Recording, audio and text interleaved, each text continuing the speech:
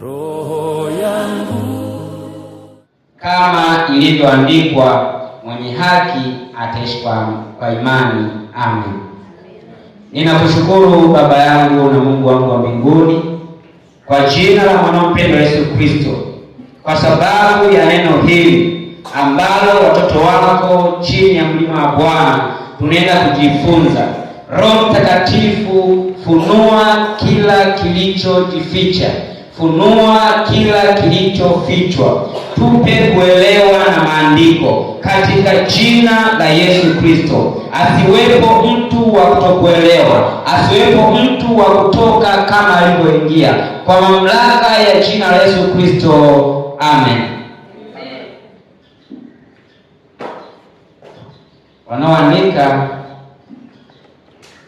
somo, andika nguvu ya imani katikati ya changamoto. Nguvu ya imani katikati ya changamoto. Nguvu ya imani katikati ya changamoto. Hapa pale chini andika Warumi 1:17. Nguvu ya imani katikati ya changamoto. Bwana Yesu asifiwe. Nitakuelezea kwa ufupi sana maana ya imani, na nitakuelezea kwa ufupi tena maana ya changamoto. Amina. Tunapozungumza imani, imani ni uhakika. Tunapozungumza imani ni uhakika. Bwana Yesu asifiwe. Waebrania 11:1 anasema imani ni kuwa na hakika ya mambo yatarajiwayo. Imani ni bayana ya mambo yasiyoonekana. Kumbe imani ni kuwa na nini? Hakika. Imani ni kuwa na hakika. Nitakupa watu watatu ambao walionyesha imani. Tunamfahamu Ibrahimu. Licha ya kuwa alikuwa mzee, lakini aliamini kile Mungu alichomwambia. Mtu wa miaka 100 anapata mtoto, ile ndio imani. Bwana Yesu asifiwe. Imani. Mwingine aliyekuwa na imani, ukisoma kwenye kile kitabu cha Marko 5 kuanzia mstari wa 25, tutasoma baadaye. Kulikuwa kuna mwanamke ambaye alikuwa na changamoto ya kutokwa na damu miaka 12, lakini kutokana na imani yake aliweza kupona. Bwana Yesu asifiwe. Haleluya. Kwa hiyo tunapozungumza imani, tunamaanisha ule uhakika wa jambo kutokea, ile nguvu ya uhakika wa jambo kufanyaje? Kutokea. Hiyo ndio imani.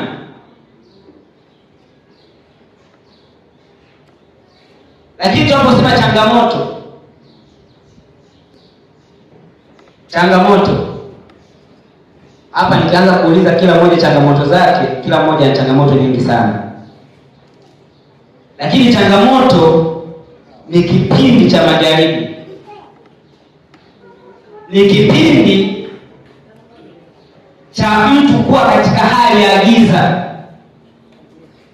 ni kipindi ambacho mtu anakuwa katika huzuni. Changamoto ni kipindi ambacho mtu anakuwa katika wimbi la mawazo makubwa. Changamoto ni kipindi ambacho mtu anakuwa kwenye huzuni, hajui nini afanye, hajui aanzie wapi, hajui afanye nini. Changamoto.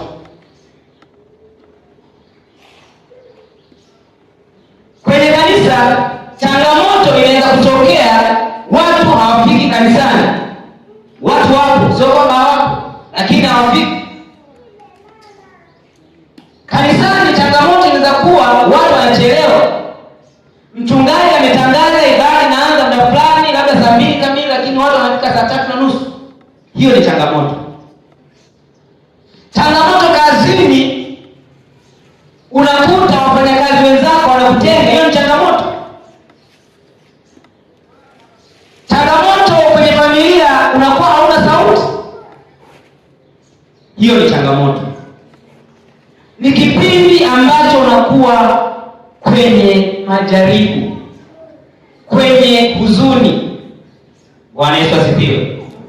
Kwa tunaenda kuangalia huyu mtu anapokuwa kwenye majaribu, anapokuwa kwenye huzuni, anapokuwa kwenye vipindi vya giza, hajui afanye nini, nguvu ya imani inaendaje kufanya kazi. Nguvu ya imani unapodharauliwa inasimamaje? Nguvu ya imani kwenye changamoto ya kutokuwa na mtoto inakusaidiaje? Inasimamaje?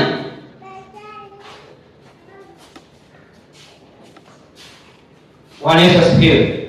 Haleluya. Nimekuandalia pointi 3 za msingi ambazo zinaonyesha namna gani nguvu ya imani inakusaidia kukutoa katika changamoto.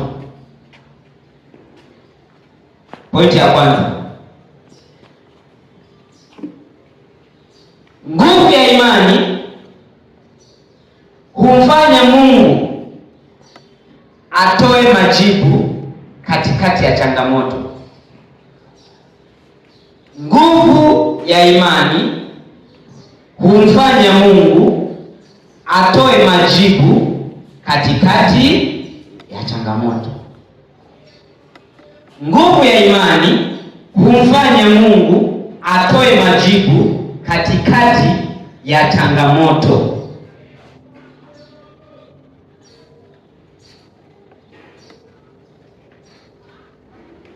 Hakuna majibu kama hakuna maswali. Hakuna majibu kama hakuna maswali. Changamoto ni maswali. Mariamu akamuuliza malaika, itawezekanaje hili? Sijawahi kujua mume.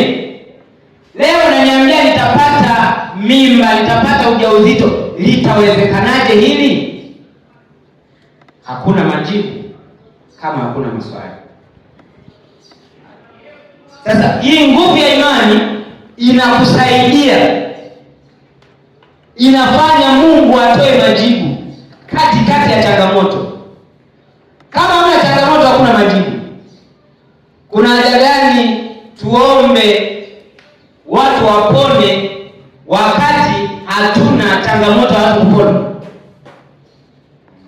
Kwa Yesu asifiwe. Hakuna majibu kama hakuna nini? Maswali. Hakuna kuendelea kama hakuna changamoto. Kwa Yesu asifiwe. Haleluya. Ukipata mtu utasoma, nitakupa hapa maandiko. Samuel wa kwanza 17:44 hadi 48. Samuel wa kwanza 17:44 hadi 48. Somo la pili, Marko 5:25 hadi 34. Ukipata mtu utasoma. Sasa mimi nataka nielezee kwa ufupi. Marko 5:25 hadi 34. Hapa Samueli wa kwanza 17:44 hadi 48. Amina. Amina. Tuanze na Samueli. Nimesema nguvu ya imani inamfanya Mungu atoe majibu katikati ya changamoto. Tunaposoma kwenye hii Samueli, palikuwa na changamoto. Kanisa la Mungu lilikuwa katikati ya changamoto. Kanisa la Mungu lilikuwa katikati ya changamoto, Mfilisti Goliati alikuwa amesimama, amelitetemesha kanisa la Mungu, amelifanya kanisa la Mungu liingie na hofu. Alikuwa akisimama, watu wote wanakimbia, ukisoma Biblia.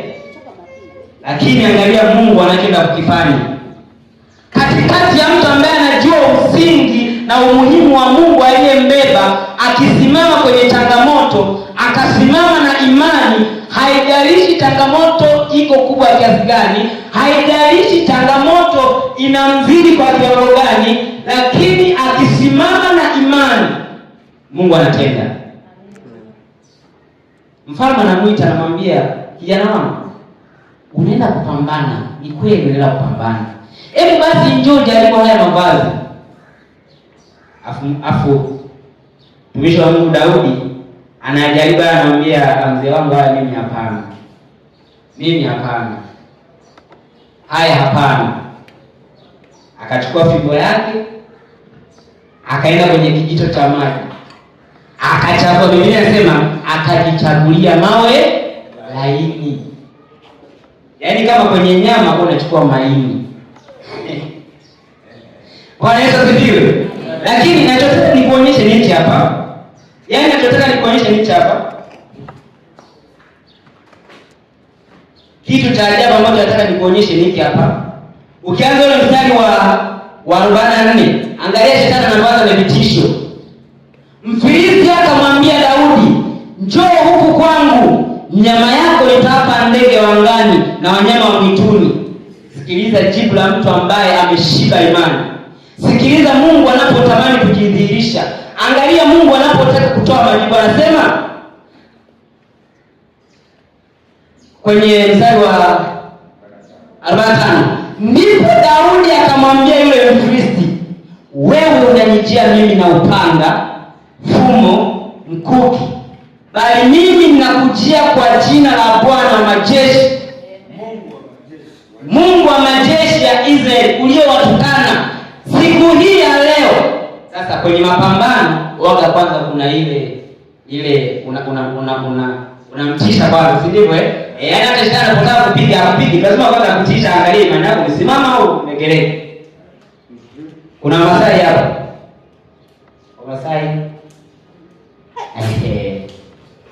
Wamasai hapa mtu.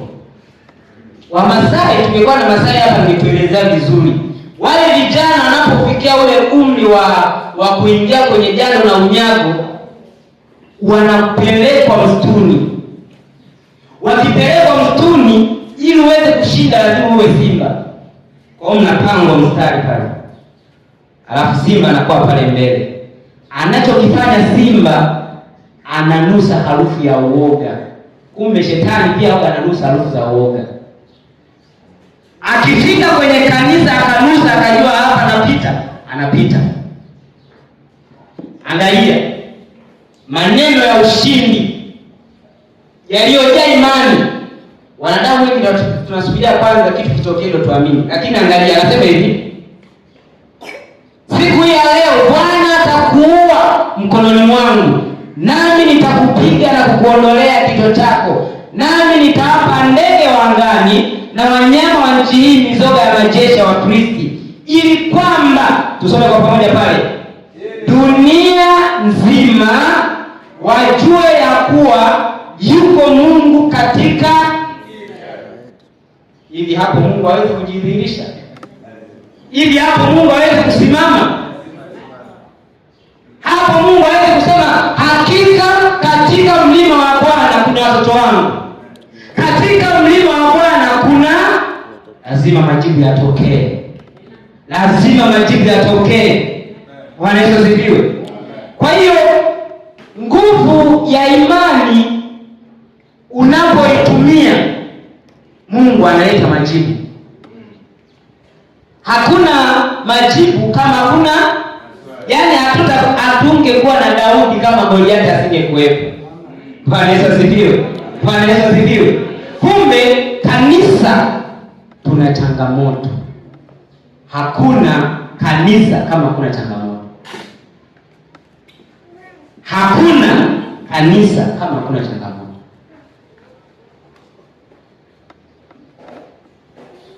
Kwenye Marko nitakugusia kidogo. Huyu mama aliteseka. Ukisoma kwenye Marko amesema alitumia kila kitu chake, kila kitu kwa wataalamu. Lakini Luka akasema kwa waganga, yaani usitufiche ni kwa waganga. Soma kwenye Luka.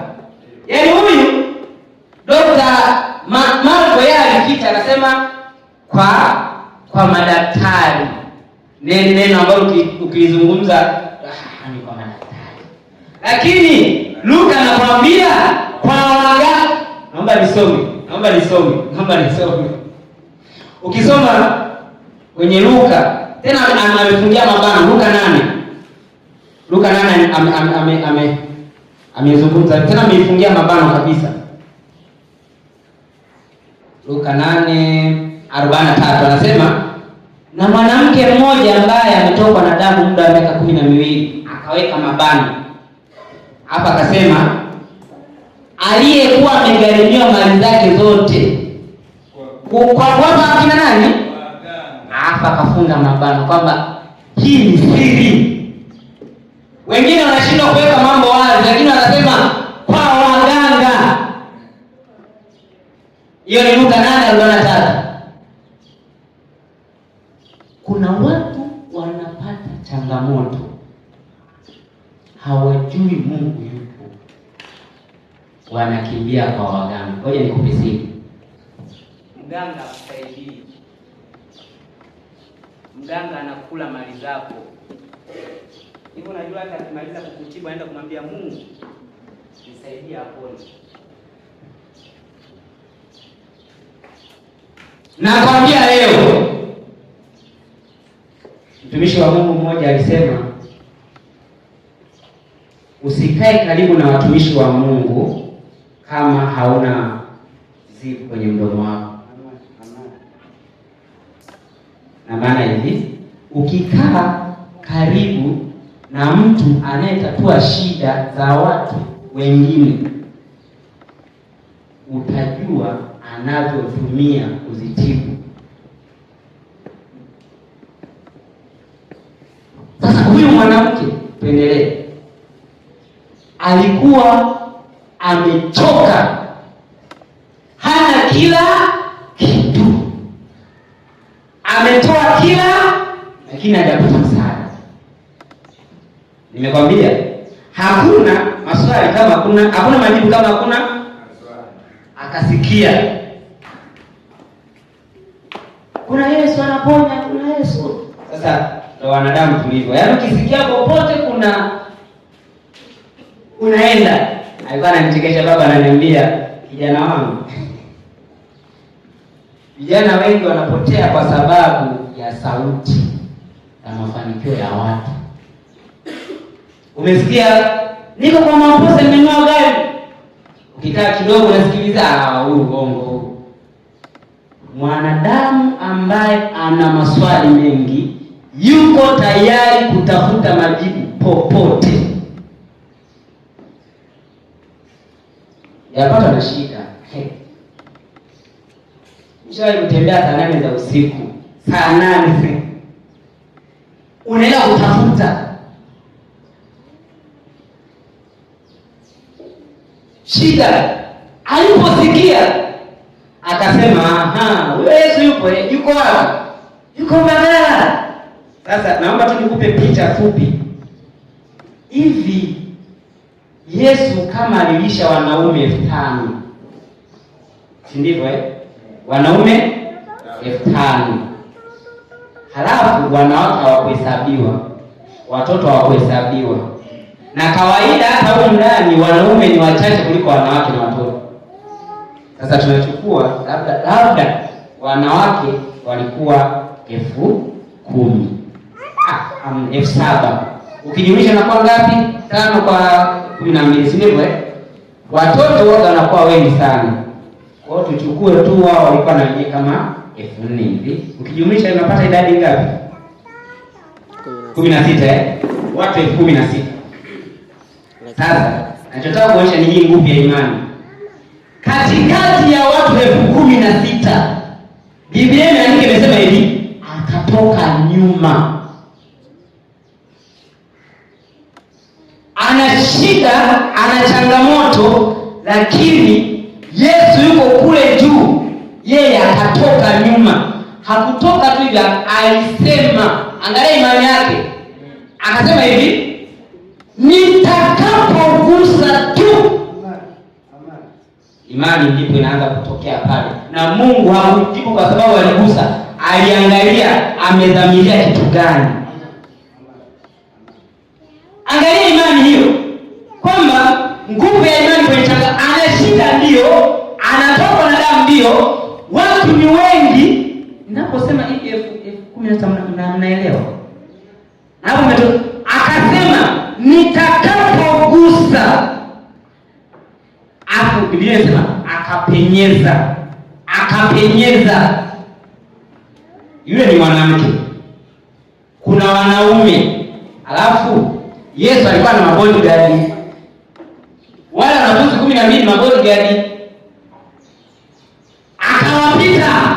Yaani anampita mpaka Paulo Petro ambaye ni muuaji. Yeye jamani jaya tu. Soma historia yake. Yesu alimwokota kwenye nini? Yule jamaa alikuwa ni kamanda. Na ndio maana hata Yesu alipokuwa anamteka pale, kabla Yesu hajajivua ule uungu, ukisoma pale kwenye ile bustani, Petro alichokifanya, kwa kuwa tayari alikuwa na mbinu za kivita, alimcheka ile habari isikio ile askari. Akapenya. Alafu taajabu.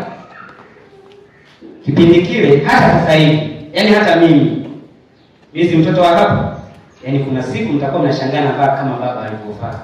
Amina. Na baba kama baba pia alivyovaa. Amen. Ili tufanyaje? Tufanane. Nataka kuonyesha nini? Yule mwanamke alikuwa ametambua vazi la Yesu ni hili. Ili hali wale wanafunzi wote 12 wako pale walimzunguka.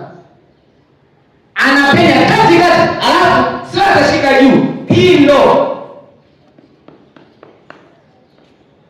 imani. Kwa nini Mungu aseme matokeo? Yaani kwa nini Mungu asikubariki? Penda na watu, kwa nini Mungu asiseme na wewe? Bwana Yesu asifiwe. Haleluya. Andika hii. Wakati wa changamoto usisubiri kuona kwanza ndipo uamini. Amini kwanza ndipo utapata matokeo. Wakati wa changamoto usisubiri kuona kwanza ndipo uamini. Amini kwanza ndipo uone matokeo. Wakati wa changamoto usisubiri kuona kwanza ndipo uamini. Amini kwanza ndipo uone matokeo.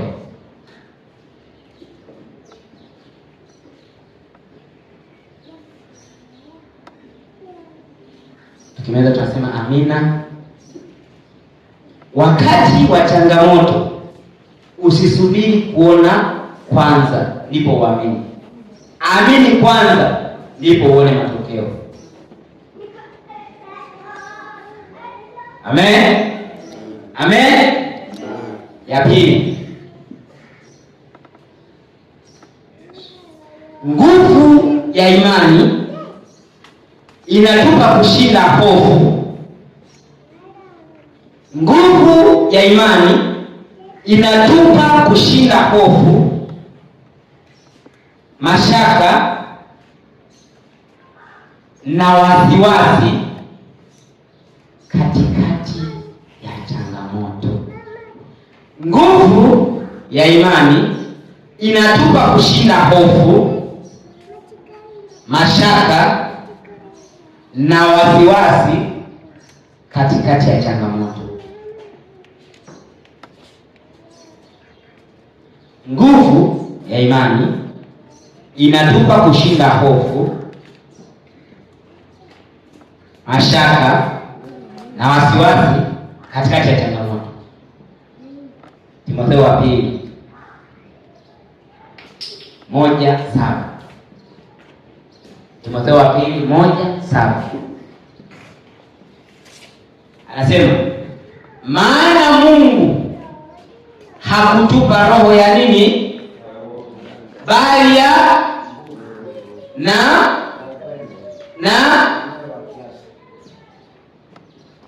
Yesu asifiwe. Wewe nikwambie, ninapozungumza changamoto, Timotheo wa pili 1:7, ninapozungumza changamoto usigeneralize. Hebu jichukue wewe, halafu zile changamoto zako ndio ziwe zako, uzitafakari kwa hivyo.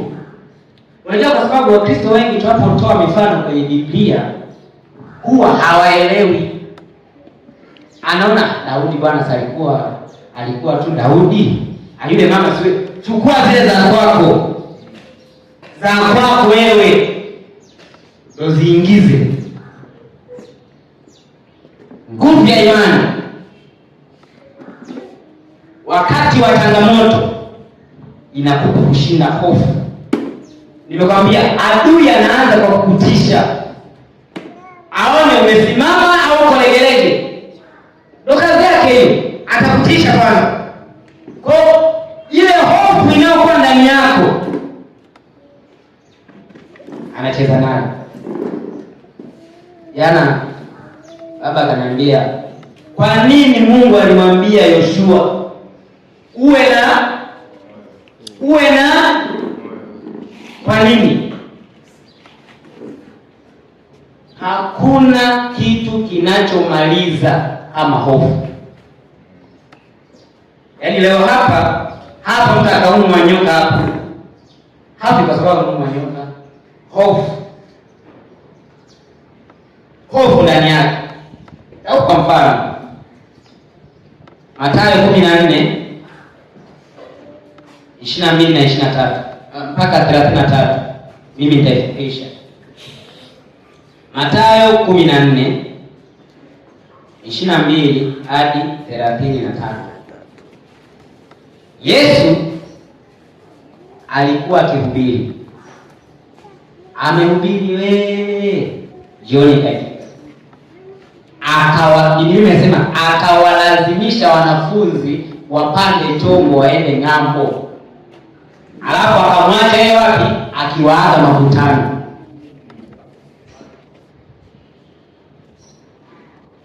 Wakaenda. Baada ya kuenda kuaga, hakutaka kuwapata, akaenda kwanza mlimani kuomba. Biblia inasema usiku wa kwanza ukapita, usiku wa pili ukapita, usiku wa tatu ukafika, usiku wa 4. Yaani hapa haimaanishi kwamba siku ya kwanza ya pili, no. Yaani unajua usiku umegawanyika si ndivyo vipindi vya usiku. Ule wa 4 wako katikati ya bahari, chombo kimepigwa na mawimbi, alafu mwanaume anakuja anatembea, hana wasiwasi, hana stress. Wakaogopa, wakamwambia kielele. Akaongea, napenda kumuita kielele, kama ni wewe niruhusu nije. Akamwambia njoo, kweli moja, njoo. Akashuka hatua kadhaa, kweli mimi naenda. Lakini Biblia inasemaje? Mstari wa 30 nasema hivi, lakini alipouona upepo. Tunaanza huduma vizuri, mwaka wa kwanza, mwaka wa pili, mwaka wa tatu tunaanza kuona upepo, mwaka wa tatu tunaanza kuona changamoto, mwaka wa tatu ndio tunaanza hazieleweki. Ndoa yangu haieleweki mwaka wa tatu. Ukishaona upepo, Biblia inasemaje? Akasema hivi, shida inaanza unapoogopa. Yaani shida haianzi kwa unapoogopa. Yaani shetani kukutikisa.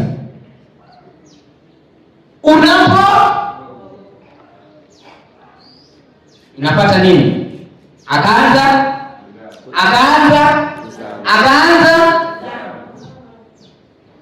hofu. Ukishairuhusu tu, yaani ukiruhusu tu unaanza kuzama. Yaani ukiruhusu, haijalishi ukiruhusu. Kwa nini? Tumeshaambiwa hatukuumbiwa roho ya uoga, bali ya nguvu ya upendo. Hatukuumbiwa roho ya nini? Kwa hapa Petro aliingiza nini? Hofu. Bwana Yesu asifiwe. Akapiga nini? Makanisa mengi sasa tunapiga yote. Tumeshaogopa, tumeshaingiza hofu. Sasa Mungu anakujibu ndio unapiga kelele. Uliambiwa Mungu ni Mungu wa kelele? Mungu anakaa mahali patakatifu palipotulia. Ili uweze kujibiwa, unapaswa umetulia, kimya. Mtu ambaye ana matokeo mazuri makubwa ya maombi ametulia. Mtu ambaye ana matokeo makubwa ya maombi ametulia. Mungu hakujibu kwenye kelele. Mungu hazungumzi kwenye kelele, anazungumza kwenye utulivu. Alimwita Musa mlimani, sehemu ya utulivu. Yesu alikuwa anaenda kusali mlimani, sehemu ya utulivu. Musa na Elia walimtokea Yesu wapi? Sehemu ya nini? Na Petro anasema, Bwana, tungejenga vibanda vitatu hapa. Sehemu ya utulivu. Bwana Yesu asifiwe. Kumbe wanadamu ambao hawana Kristo ndani yao wanakosa utulivu. Sasa hii imani huwezi kuwa nayo kama huna utulivu. Na ndio maana tofauti ya sisi na wao ni kwamba sisi Mungu anatujalia tupate utulivu. Si ndivyo? Alafu tunapopata utulivu majibu yanakuja. Na utulivu unaanzia moyoni. Na ndio maana akasema, naomba ufanikiwe kama roho yako. Kwa nini? Ndani una utulivu. Ibada zitaenda kama sisi tuna utulivu ndani. Tutaweza kustahimili majaribu kama tayari tuna utulivu. Haleluya. Haleluya. Akapiga yowe, akasema, Bwana niokoe. Utaendelea huko mbele. Nataka kukupa point hapa ya kuwekea nyota. Andika. Unachokitazama kinaamua unachokiogopa. Unachokitazama kinaamua unachokiogopa. Halafu ukimtazama Mungu, hofu inafanyaje? Inapotea. Unachokitazama kinaamua unachokiogopa. Ukimtazama Mungu, hofu inapotea. Petro aliangalia upepo. Anayeangalia upepo hatapanda. Si ndivyo? Unachokitazama kinaangalia utakachokuwa unafanyaje? Unakiogopa. Ila ukimtazama Mungu, hofu inapotea. Kwa nini inapotea? Kwa sababu yeye ametumbia roho ya ushindi tayari. Tuna ushindi ndani yetu tayari. Bwana Yesu asifiwe. Ya tatu,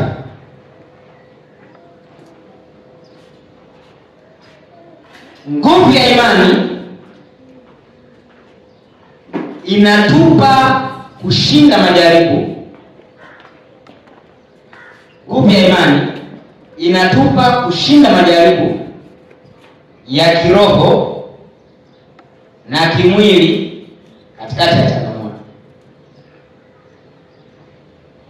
Nguvu ya imani inatupa kushinda majaribu ya kiroho na kimwili katikati ya changamoto.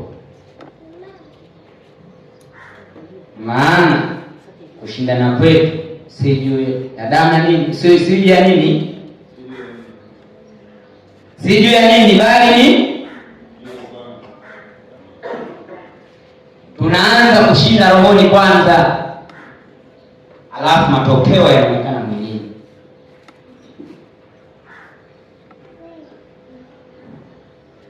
Nguvu ya imani inatupa kushinda majaribu ya kiroho na kimwili katikati ya changamoto. Yohana wa kwanza 5:4.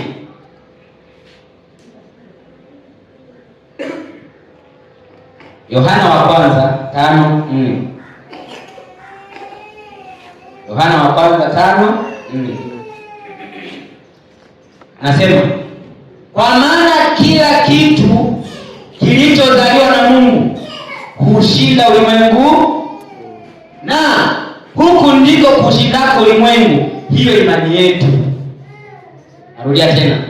Kwa maana kila kilichozaliwa na Mungu hushinda ulimwengu, na huku ndiko kushindako ulimwengu, hiyo imani yetu. Hakuna mtu anaweza kushinda, hakuna mtu anaweza kufaulu kama narudia tena, kama hajazaliwa na Mungu. Bwana Yesu asifiwe. Bwana Yesu asifiwe. Amen. Bwana Yesu asifiwe. Amen. Kwa hiyo lazima tutambue ushindi wowote unapatikana ndani ya aliyezaliwa na ushindi. Ushindi wowote unapatikana ndani ya aliyezaliwa na. Sisi tayari ni washindi. Sisi tayari ni nani? Sio? Tulikufa pamoja naye, tukafufuka, tayari ni washindi. Bwana Yesu asifiwe. Kumbe majaribu, andika, majaribu si mwisho wa safari yako. Majaribu si mwisho wa huduma yako. Majaribu si mwisho wa kumtumikia Mungu. Majaribu si mwisho wa safari yako, lakini ni darasa ambalo Mungu analitumia kukujenga. Ni darasa ambalo Mungu anatumia kukujenga. Majaribu si mwisho, lakini ni darasa ambalo Mungu anatumia kukujenga. Yaani huwezi kuwa na huduma kubwa kama huduma ndogo imekushinda. Lazima akupe majaribu.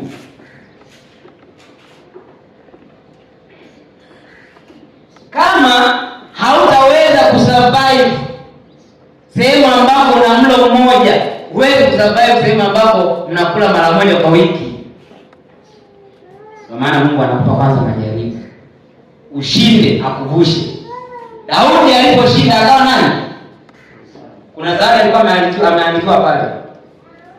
Na sababu kubwa ya Daudi kwenda kupambana ni kwa sababu ya mtoto wa nani? Wa mfalme. Aliuliza mara tatu, hivi nikishinda atakaye Mungu atafanywa nini? Atapewa binti wa mfalme. Si amini. Hivi ni kweli atapewa? Ni kweli? Akasema si ni na Mungu. Si ni na Mungu watumishi. Tukishinda hapa tunatafanya nini? Taji. Bwana Yesu asifiwe. Haleluya. Ushindi wako hauamuliwi na ukubwa wa changamoto,